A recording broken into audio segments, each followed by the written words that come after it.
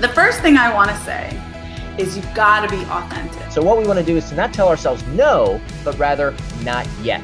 Can I use that in some other way besides just practicing that special? You never want to speak negatively about a previous company. All of a sudden, this idea that you wrote about 10 times. It cut me deep. It drew blood. We started to put up walls and withdrawn. You can ride on the coattails of an audience that's already there. Here are the 3 easiest ways to simplify content. And I think that it could jeopardize the public's trust in medical professionals. Comfort and complacency is a sign of trouble. Remember what you came here for.